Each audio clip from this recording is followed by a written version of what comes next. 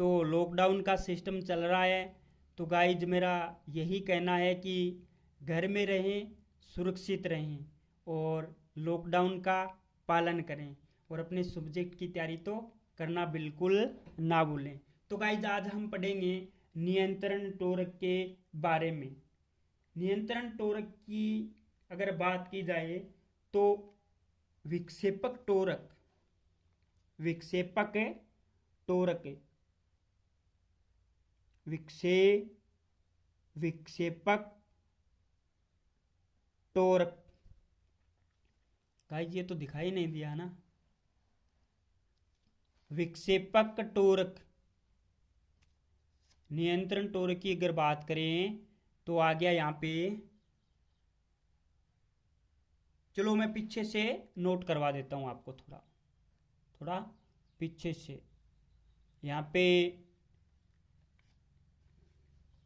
ये काट देते हैं, यहाँ पे करवा देता हूँ। विक्षेपक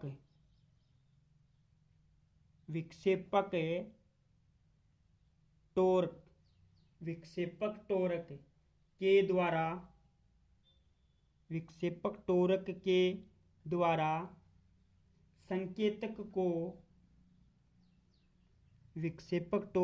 द्वारा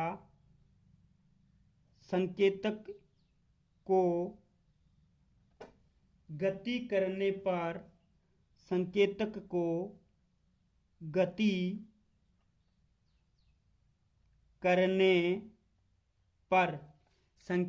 को गति करने पर आगे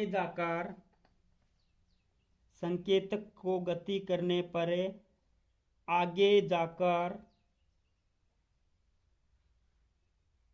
रोकने के लिए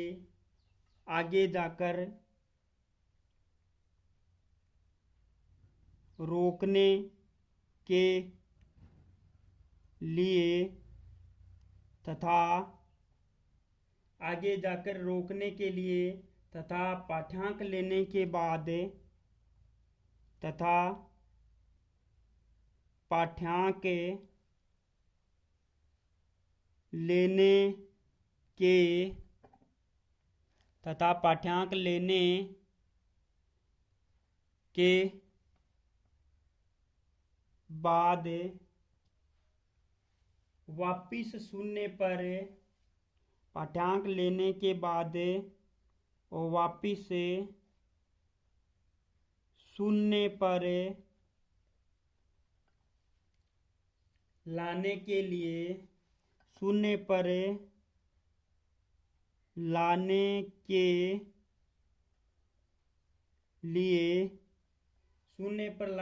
लिए उत्पन्न टोरक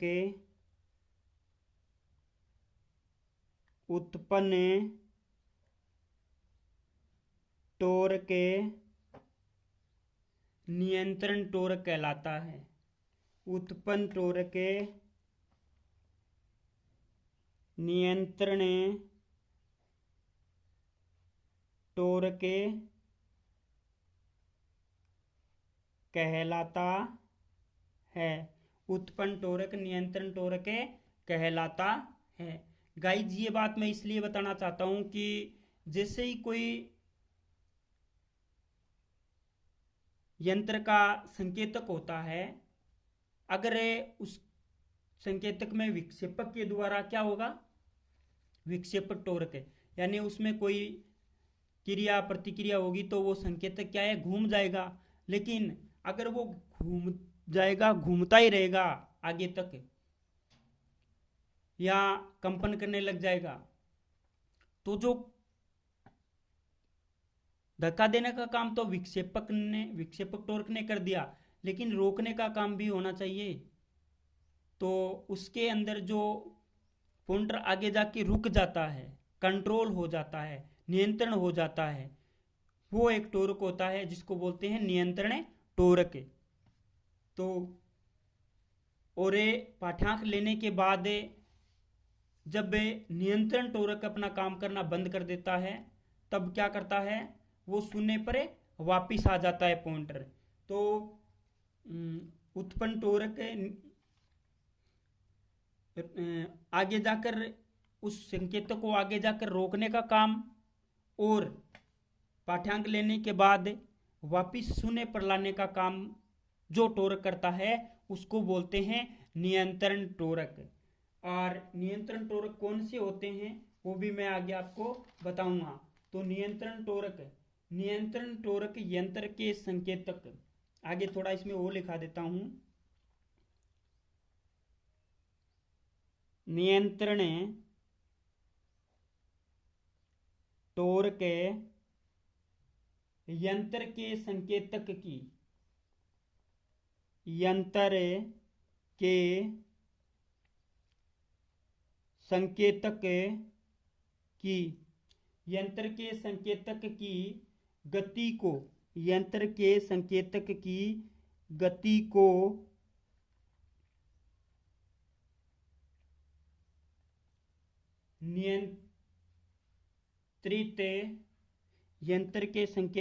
गति को नियंत्रित करता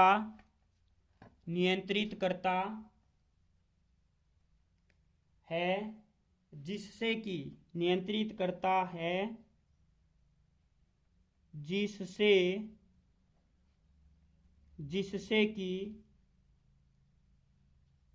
वह झटके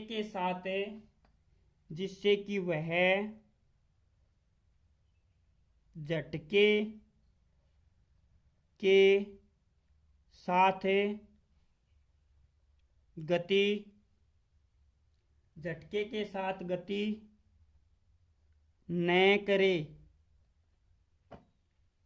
तथा पैमाने के दूसरी ओर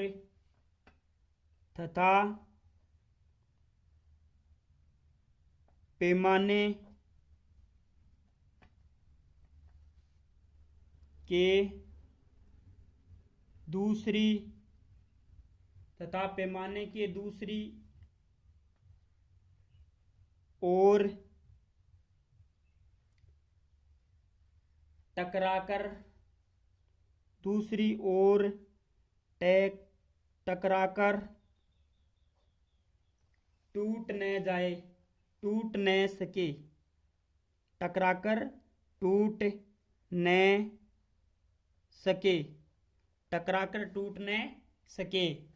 ओके गाइज, तो नियंत्रण टोरक उत्पन्न करने की विधियां आगे हम पढ़ेंगे। नियंत्रण टोरक उत्पन्न करने की विधियां, वो कौन कौन सी विधियां होती हैं उनके बारे में हमें अध्ययन करेंगे। तो गाइज, नियंत्रण टोरक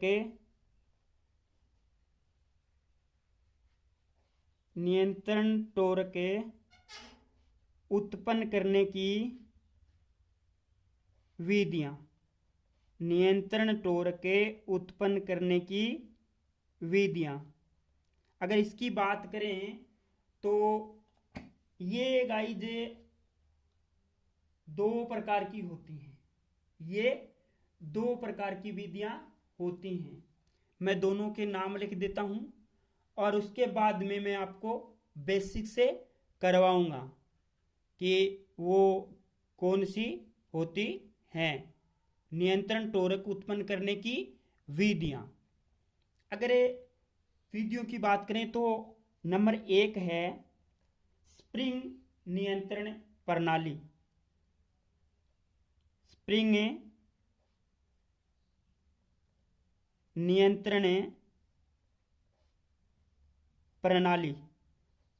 नियंत्रण प्रणाली और दूसरी है गाइज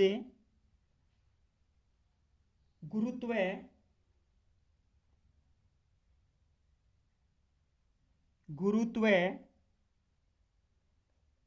नियंत्रण प्रणाली। स्प्रिंग नियंत्रण प्रणाली और एक गुरुत्व नियंत्रण प्रणाली।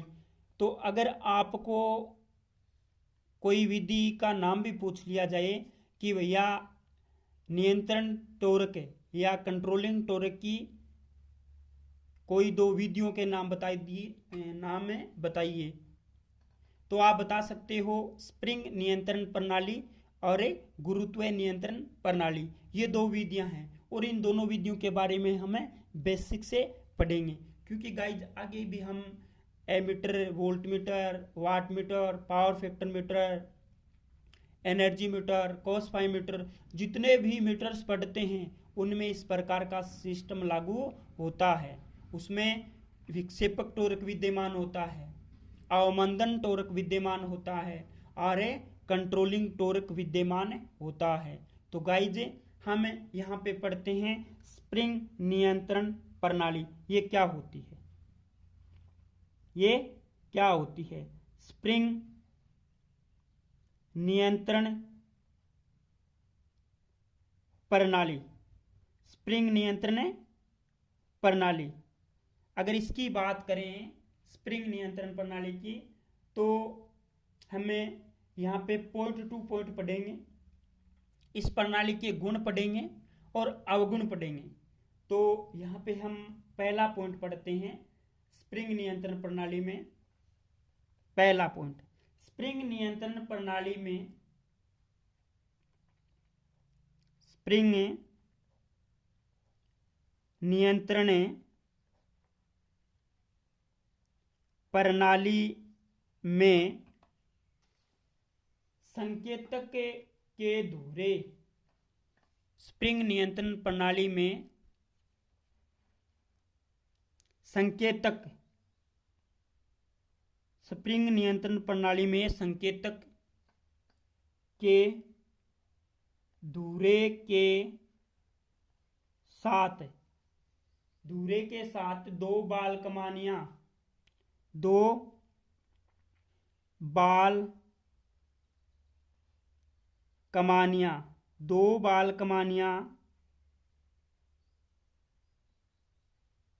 प्रयोग की जाती हैं। दो बाल कमानियां प्रयोग की जाती हैं। गाइज मैं आपको मीटर खोल के दिखाऊंगा, उसमें आप मेरे को पूछ सकते हो कि सर जो आपने बताई थी दो बाल कमानियां प्रयोग की जाती हैं, वो बाल कमानियां कौन सी हैं, हमें दिखाओ। तो मैं आपको वो बाल कमानियां दिखाऊंगा। और वो बाल कमानियां किस धातु की बनी हुई होती हैं। जो मीटर के अंदर दो बाल कमानियां प्रयोग की जाती हैं। बाल कमानियां इसका नाम क्यों पड़ा? कि उसके अंदर जो तार जो पत्ती काम में ली गई है वो बिल्कुल पतली होती है। बिल्कुल बाल, जो सर का बाल होता है उसके समान आकार का तार उसमें प्रयोग किया जाता है। और वो किसकी बनी हुई होती हैं? तो दो बाल कमानियां प्रयोग की जाती हैं। आप ध्यान में रखना, स्प्रिंग नियंत्रण प्रणाली के संकेतक के धुरे के साथ दो बाल कमानियां प्रयोग की जाती हैं। और धुरा क्या होता है वो भी मैं बताऊंगा। दूसरा पॉइंट, ऐसे ही क्वेश्चन उठ करके आते हैं, बाल कमानियां किस धातु की बनी हुई होती हैं। हम मोटर पढ़ रहे हैं, जैसे सेकेंड ईयर वाले बच्चे क्या है मोटर पढ़ रहे हैं, तो उसमें क्या है स्लिप रिंग की बात आती है। तो उसमें सीधा सा क्वेश्चन पूछा जा सकता है कि स्लिप रिंग किस धातु की बनी हुई होती हैं। वैसे ही अपने इस मीटर्स के अंदर से ये क्वेश्चन सीधा सा निकल करके आता है कि बाल कमानियां किस धातु की बनी हुई होती हैं। ये मोस्ट है क्वेश्चन गाइज। तो आपको लिखना है कि बाल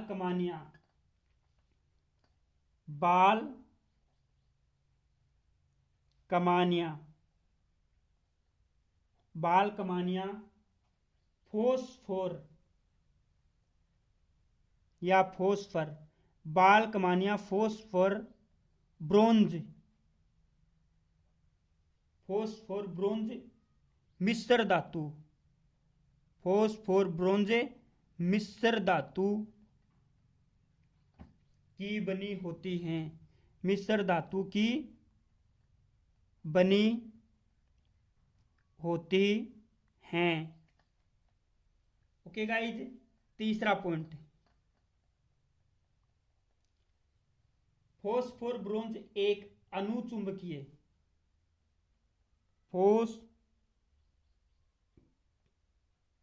फोस्फोर ब्रोंज एक अनुचुंबकीय, फॉस्फोर ब्रोंज एक अनुचुंबकीय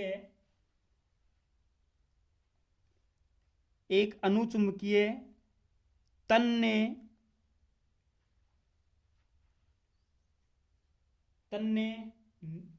निम्न विशिष्ट प्रतिरोध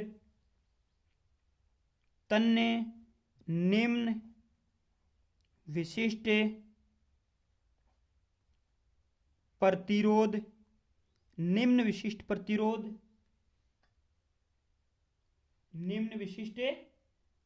प्रतिरोध तथा उच्च ताप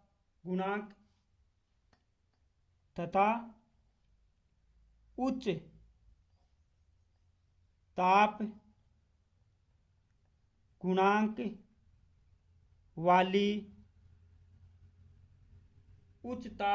वाली मिश्र धातु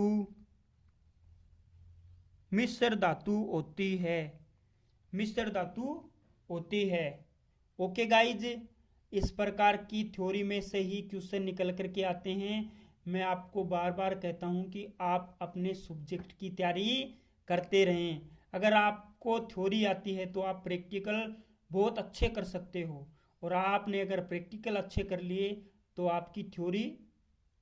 आप अपनी थ्योरी कभी भूल नहीं सकते।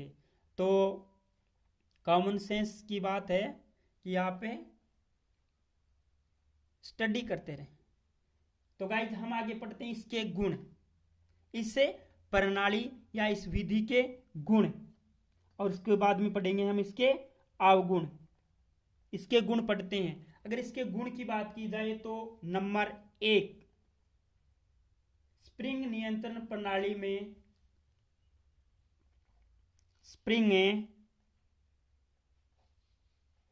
नियंत्रण प्रणाली में यंत्र सरल सस्ता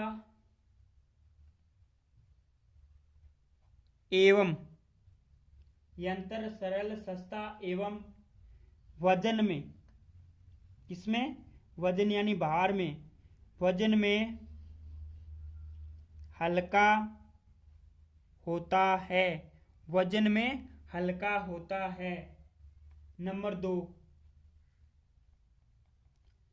नंबर दो, स्प्रिंग नियंत्रण प्रणाली में, ये भी पॉइंट आपको ध्यान में रखना है, स्प्रिंग नियंत्रण प्रणाली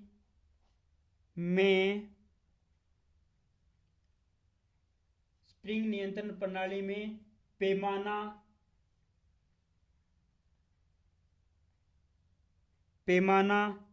अनुपातिक होता है।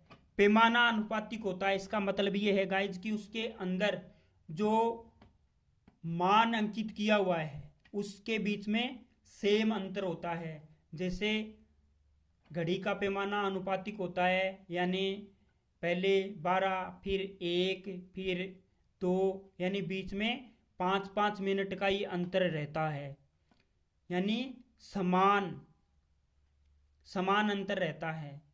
तो ये नहीं कि 12 और 1 के बीच में 5 मिनट का अंतर है, और 1 और 2 के बीच में 4 मिनट का अंतर है, और 2 और 3 के बीच में 3 मिनट का अंतर है। तो ऐसा कुछ नहीं होता।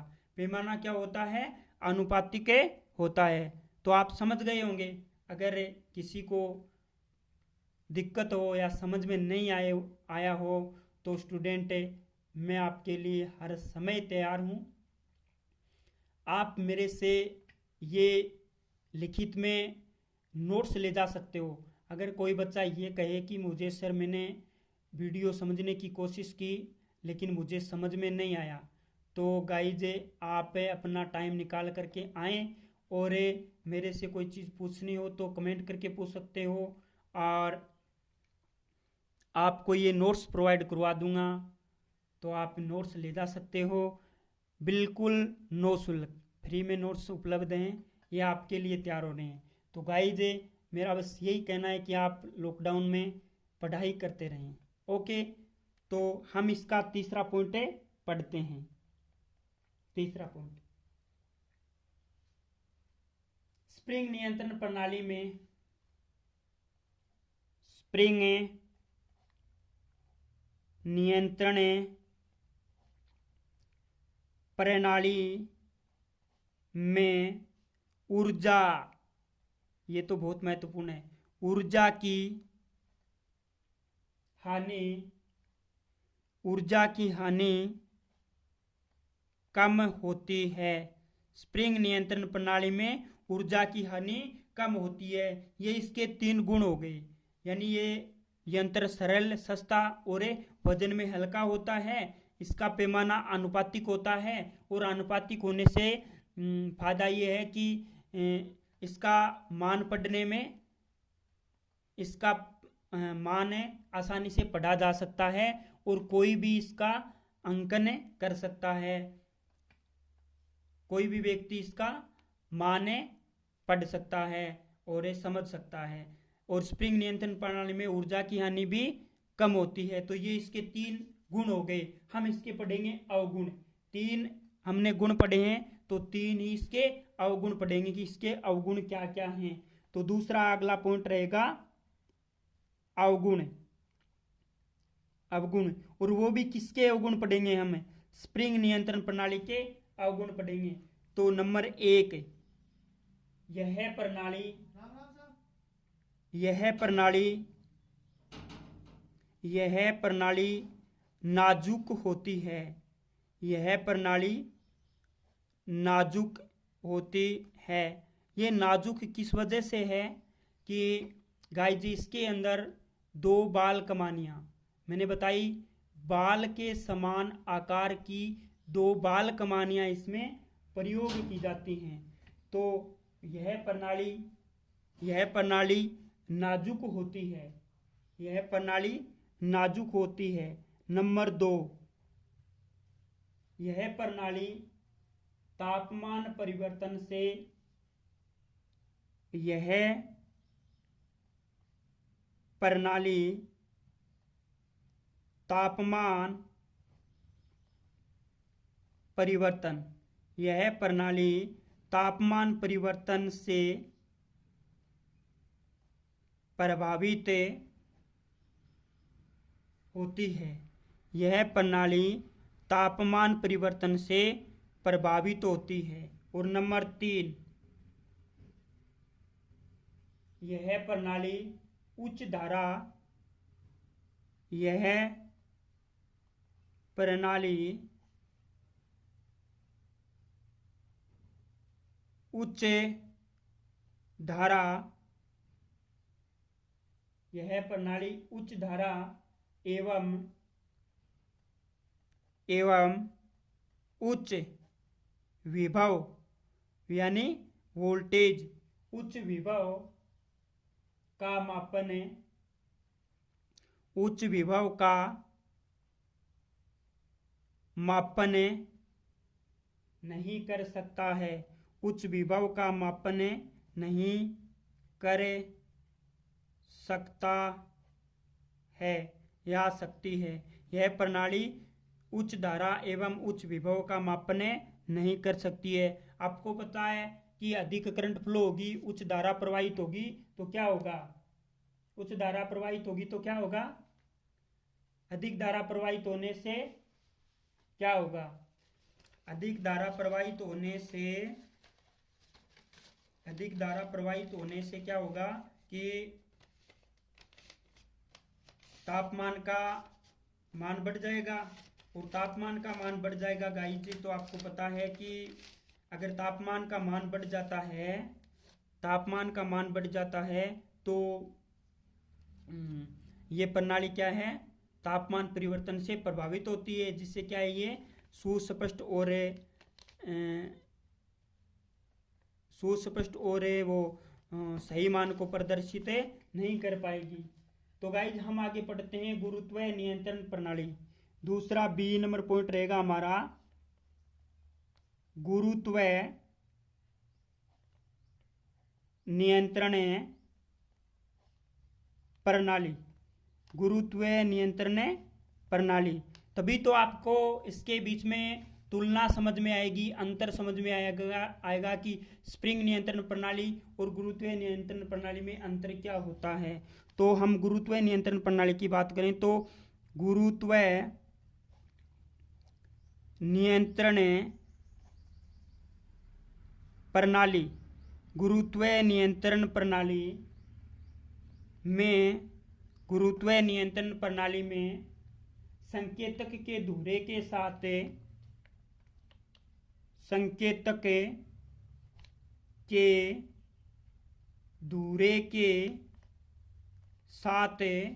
दो भार यानी भार के पिंड छोटे छोटे, दो भार लटका कर, ये लटका झटका नहीं है, लटका कर नियंत्रण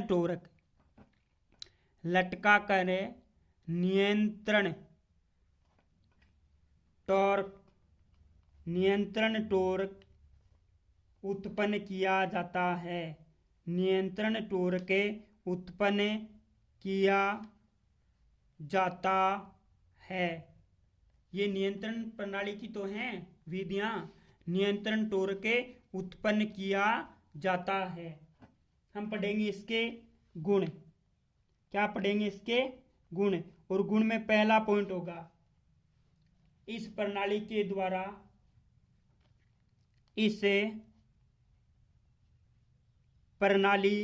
हमने एक पहले प्रणाली पढ़ी थी स्प्रिंग नियंत्रण प्रणाली। उसमें क्या था? उच्च धारा एवं उच्च विभव का मापन नहीं किया जा सकता था, तो उसे अवगुण को दूर करने के लिए इस प्रणाली का विकास हुआ। तो इस प्रणाली के द्वारा उच्च विभव का तो नहीं, लेकिन उच्च धारा का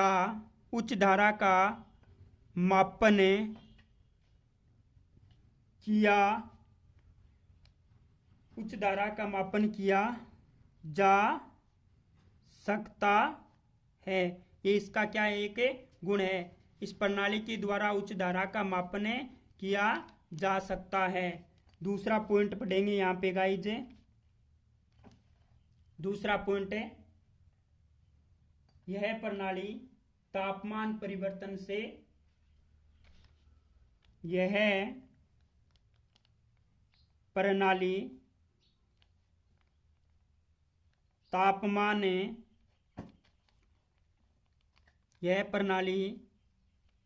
तापमान परिवर्तन से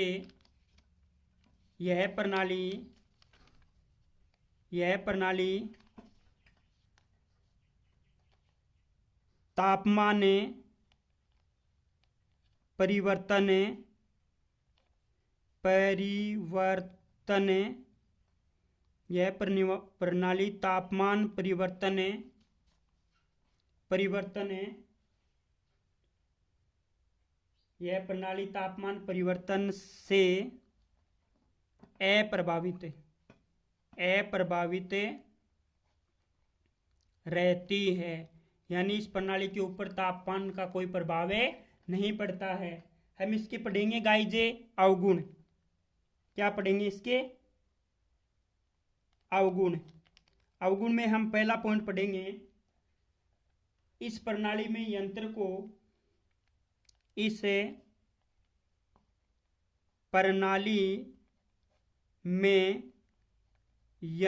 को ऊर्ध्वाधर रखना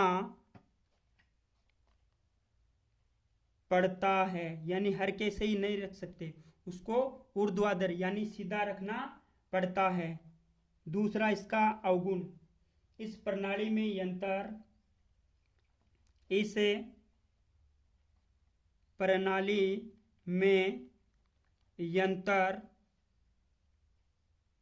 भारी हो जाता है, यंत्र भारी हो जाता है एवं अधिक स्थान घेरता है, एवं अधिक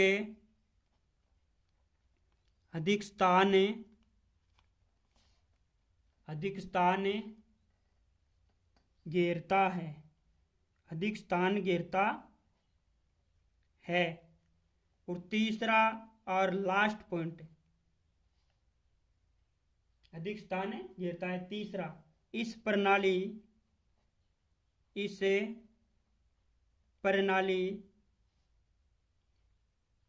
प्रणाली पर आधारित यंत्र, इस प्रणाली पर आधारित यंत्र का पैमाना, इस यंत्र पर आधारित यंत्र का पैमाना पूर्णतः